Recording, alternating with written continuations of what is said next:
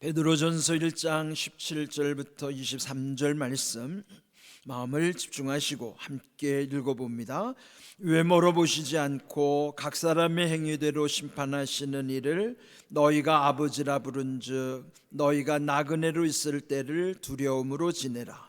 너희가 알거니와 너희 조상이 물려준 헛된 행실에서 대속함을 받은 것은 은이나 금같이 없어질 것으로 된 것이 아니요 오직 흠없고 점없는 어린 양 같은 그리스도의 보배로운 피로 된 것이니라. 그는 창세전부터 미리 알린 바 되신 이나 이 말세에 너희를 위하여 나타내신 바 되었으니 너희는 그를 죽은 자 가운데서 살리시고 영광을 주신 하나님을 그리스도로 말미암아 믿는 자니 너희 믿음과 소망이 하나님께 있게 하셨느니라. 너희가 진리를 순종함으로 너희의 영혼을 깨끗하게 하여 거짓이 없이 형제를 사랑하기에 이르렀으니 마음으로 뜨겁게 서로 사랑하라. 너희가 거듭난 것은 썩어질 씨로 된 것이 아니요 썩지 아니할 씨로 된 것이니 살아있고 항상 있는 하나님의 말씀으로 되었느니라. 아멘. 노래 가사 중에도요 인생의 의미를 담은 내용들이 많이 있습니다. 한때 유행했던 가수 최희준 씨가 부른 하숙생이라는 가사, 아마 여러분 중에도 애창곡으로 삼는 분이 계실 거예요. 인생은 나그네 길, 어디서 왔다가 어디로 가는가, 구름이 흘러가듯 떠돌다 가는 길에 정일랑 두지 말자, 미련일랑 두지 말자. 인생은 나그네 길, 구름이 흘러가듯 정처 없이 흘러서 간다. 이 가사처럼 그분도 82세를 사는 동안에 나그네 인생길을 지나간 것이죠.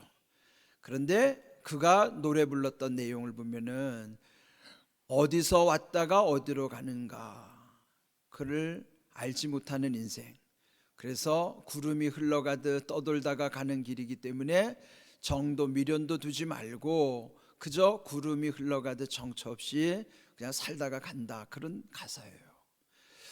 이것은 우리가 한편으로는 이해하고 공감할 수도 있지만은 우리 하나님을 믿는 하나님의 자녀로서는 납득할 수는 없는 내용이죠. 과연 그가 노래한 것처럼 우리가 어디서부터 왔는고 어디로 가는가, 우리 이미 이 질문은 성경을 통해서 우리에게 다 말씀하고 있기 때문인 것이죠. 그러나 이렇게 나그네 인생길에 대해서 또 성경에서도 또 많이 강조하고 있는 내용이에요. 오늘 주보에도 제가 그 가사를 좀 소개한 적이 있는데요, 508장에도 보면은 우리가 지금은 나그네 되어도 화려한 천국에 머자나 가리니 이 세상 있을 때 주 예수 위하여 끝까지 힘써 일하세. 또 454장도 보면은 세상에서 우리가 나그네로 있을 때 주의 형상 닮아서 살아가게 하소서, 그런 내용이 있습니다. 또 376장에도 보면은 나그네와 같은 내가 힘이 부족하오니 전능하신 나의 주여 내 손 잡고 가소서. 우리도 역시 나그네 인생임을 인정하죠. 그런데 우리는 힘이 부족한 나그네 인생이기 때문에 전능하신 하나님께서 나의 손을 잡고 가시라고 우리가 기도하고 찬송을 부르는 것입니다. 오늘 주신 이 말씀에도 보면은 이 나그네 길을 가는 우리에게는 아버지 하나님이 함께 하심을 말씀해 주고 있어요. 17절을 보시면요, 그 하나님은 우리를 외모로 보지 않고 각 사람의 행위대로 심판하시는 하나님을 우리가 아버지라고 부른다는 것을 적어놓고 있는 것이죠. 그렇다면은 아버지가 있는 나그네 인생길이에요. 우리를 고아와 같이 버려두지 아니하시고 아버지께서 우리와 함께 하시는 인생길이기 때문에 우리가 가는 이 나그네 길은 결코 외롭지 않습니다. 오늘 이렇게 나그네 인생길에서 우리에게 주시는 귀한 말씀, 그런데 17절 후반부에 보면요, 나그네로 있을 동안에 우리가 어떻게 살아야 되는가를 말씀하고 있습니다. 너희가 나그네로 있을 때를 두려움으로 지내라 하는 거예요. 물론 정처 없이 어디로 갔다가 어디로 가는지 알지 못하는 인생은요, 두려울 수밖에 없죠. 한치 앞을 내다볼 수 없고 내일을 알 수 없는 우리들은 때로 마음이 불안하고 또한 세상의 모든 것이 두려울 수밖에 없는 것입니다. 그런데 여기서 우리의 나그네 인생인 하나님의 자녀들에게 두려움으로 지내라고 하는 말씀은 막연히 두려워하라는 게 아니에요. 여기 일부러 영어로 적어놓은 in reverent fear라고 하는 것은요, 경건한 두려움을 의미하는 것이에요.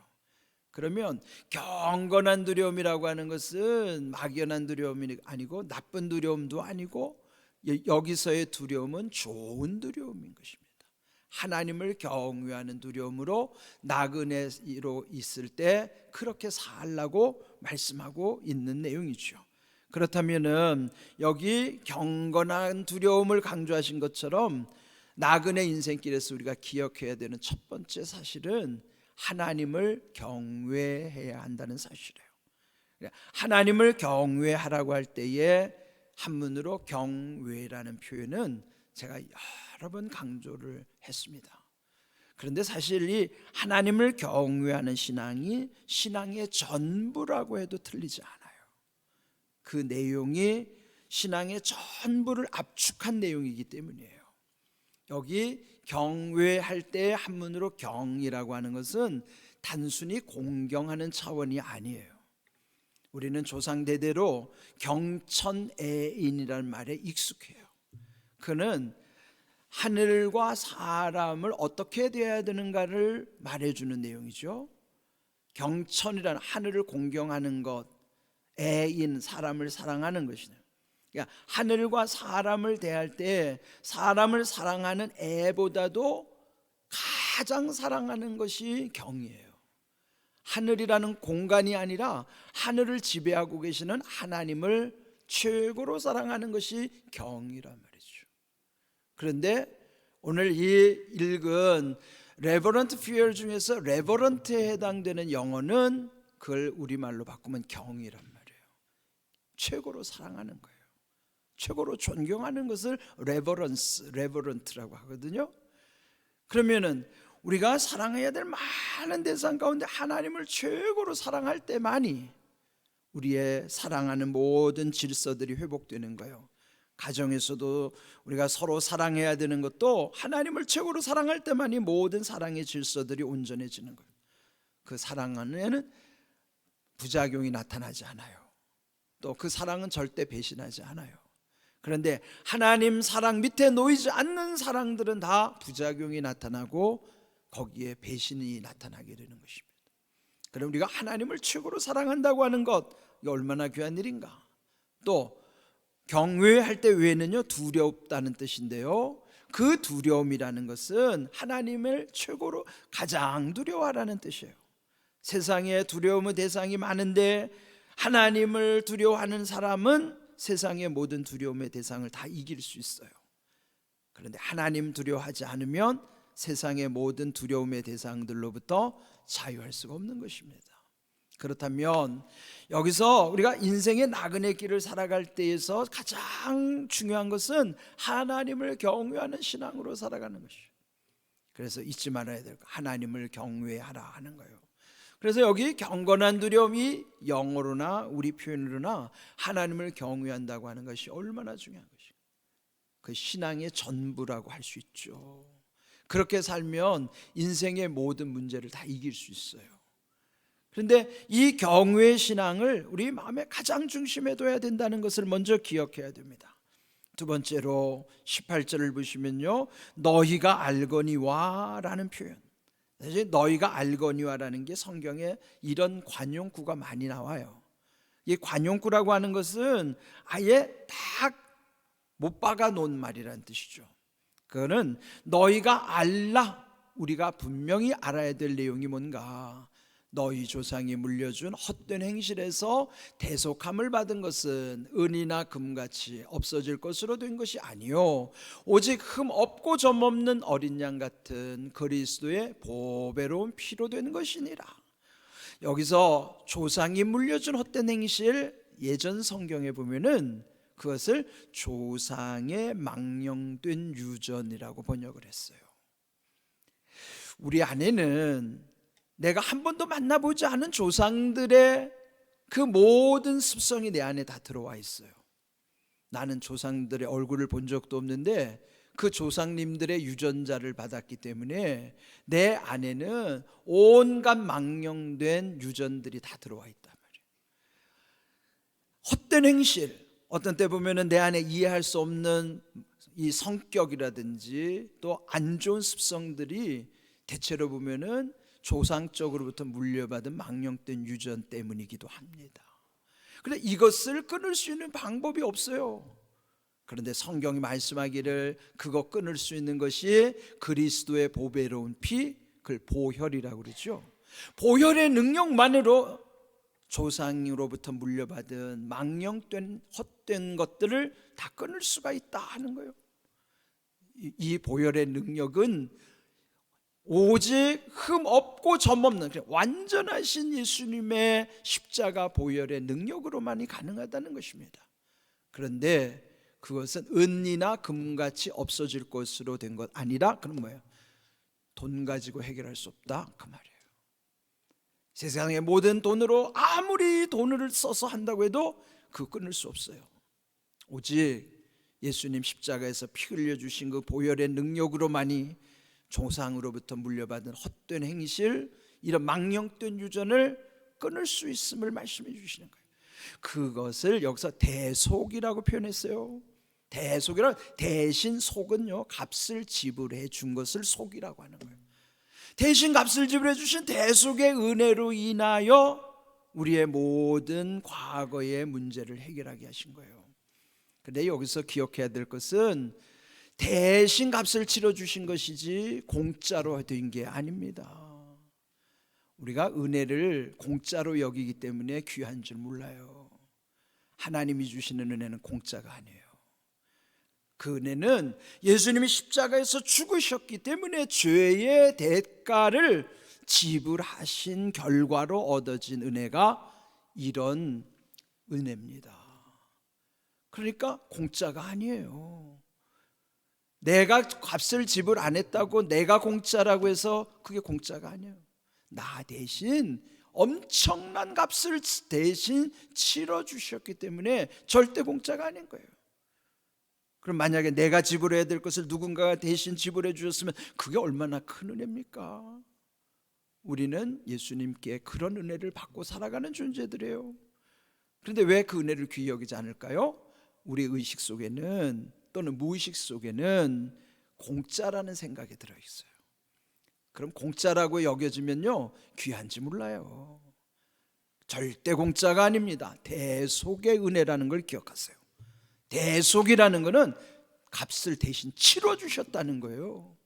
이런 놀라운 은혜를 기억해야만 은혜를 헛되이 여기지 않습니다. 이런 귀한 은혜를 알라 하는 거예요. 어떻게요? 나그네 길을 살아가는 우리에게 이런 은혜를 받았다는 것을 기억하라 하는 것입니다. 그런데 이렇게 귀한 은혜는요, 어느 날 우연히 온 게 아니에요. 20절을 보시면 이미 창세전부터 하나님의 섭리 가운데서 이루어졌다는 것입니다. 그는, 즉 예수님은 창세전부터 미리 알림 바 되신 분만 아니라 말세에 우리들을 위해서 나타내신 바 되신 분이라. 시점을 잘 보세요. 태초라는 건 하나님이 창세전에 창세전 태초로부터 말세는 세상 끝날까지예요. 이런 이 시간의 영원한 시간 속에서 우리를 위해서 은혜를 이미 다 예비하신 하나님의 섭리 가운데서 이룬 것이란 말이에요. 절대 우연이 아니죠. 막연한 것도 아니에요. 아주 구체적으로 하나님이 섭리하신 대로 이루어 주셨다는 것, 우리는 또한 기억해야 되는 거예요.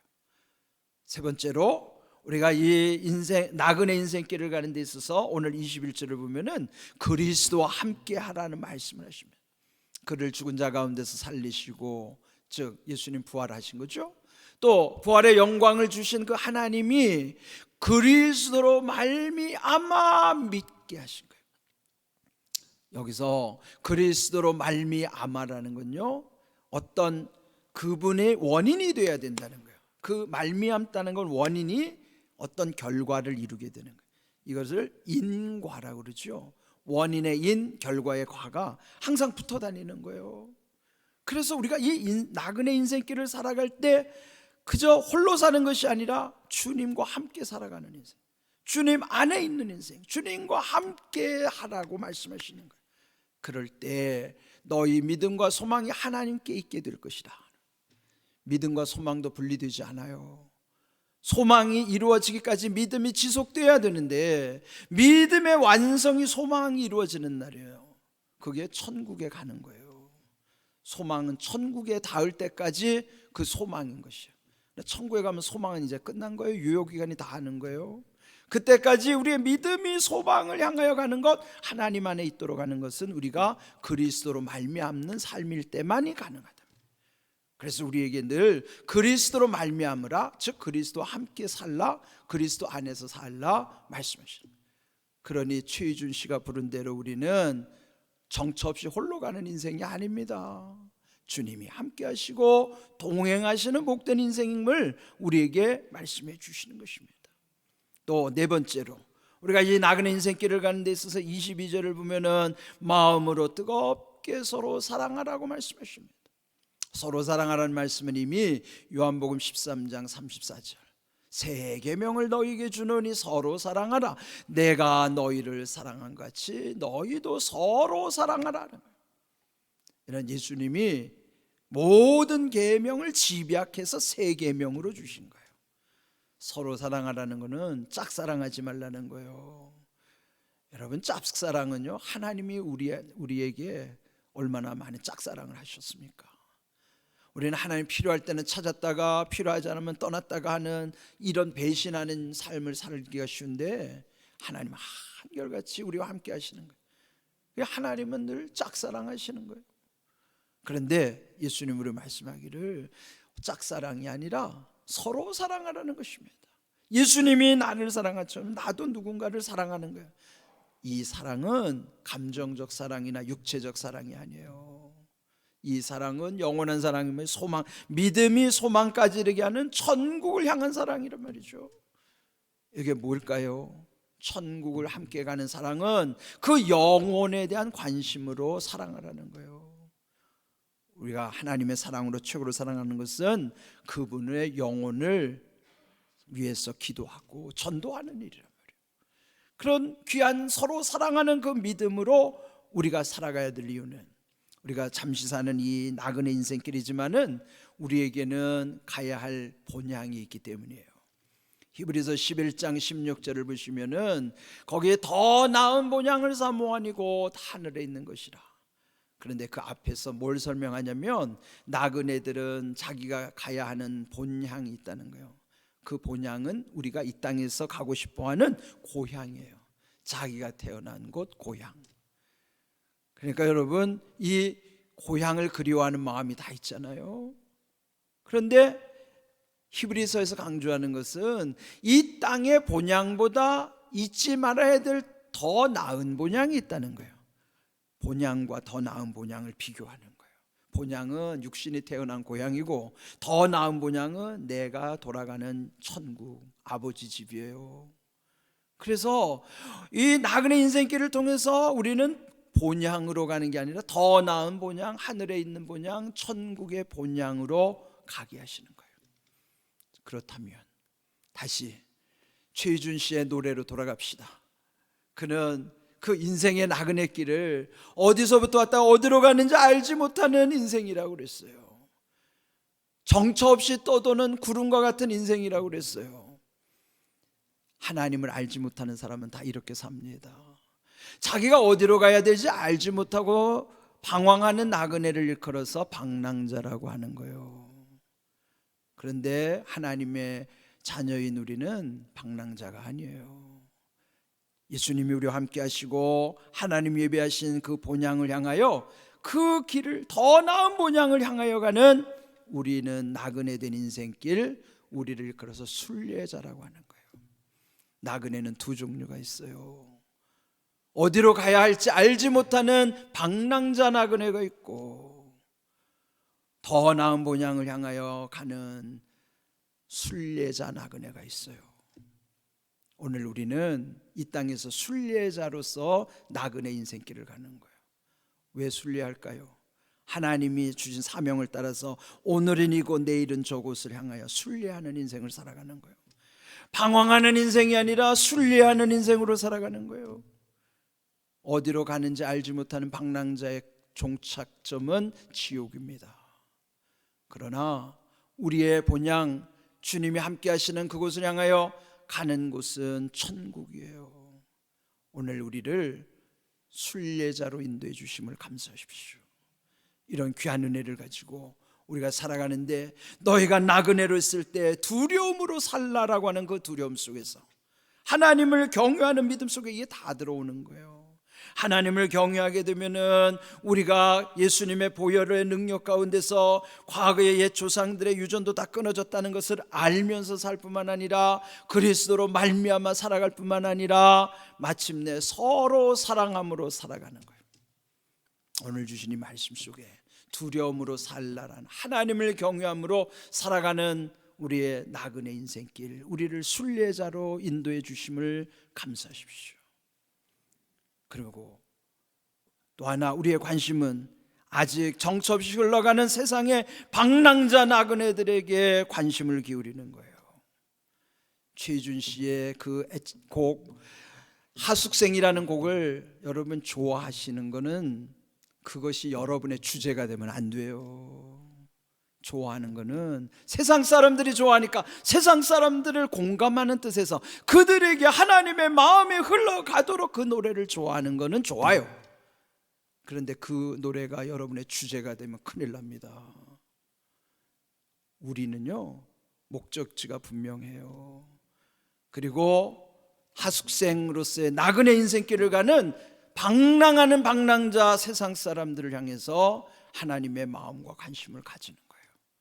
그들도 방랑자에서 다시 순례자로 그들의 삶이 바뀌어지도록 그렇게 하는 것이 하나님이 우리에게 맡겨주신 사명입니다.